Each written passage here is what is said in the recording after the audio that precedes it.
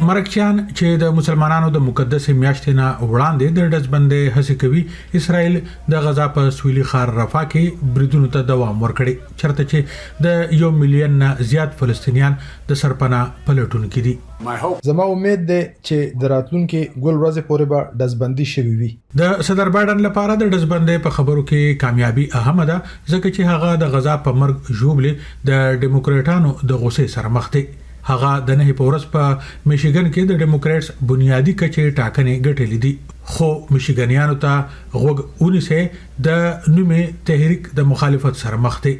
آدم ابو صلاح فلسطینی امریکایي دی او د کال 2020 په صدارتي مهم کې د بایډن لپاره کار کولو، وای چې خلک یې کانې کړی دي چې په صدر بایډن د پخې ډزبندۍ لپاره فشار راوړي.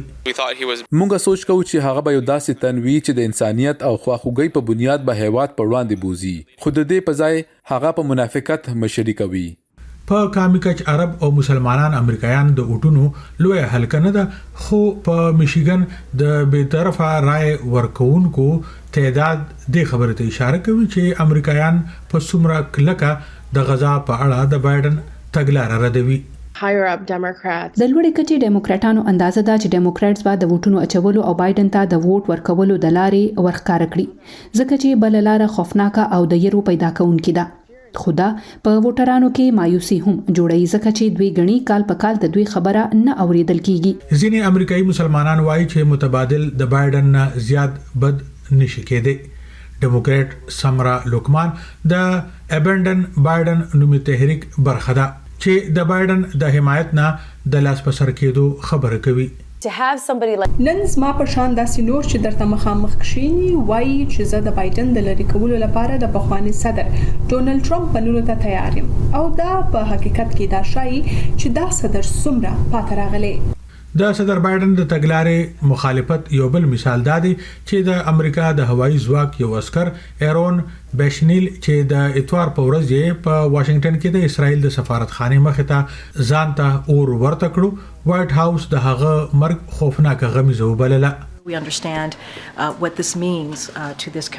مونږه پوهیږو چې د ټولنې د پاره د دې څه مطلب دی او صدر هم په دې پوهیږي، نو مونږه دیتا ډیر پام کوو چې په ټولنه ستیریږي.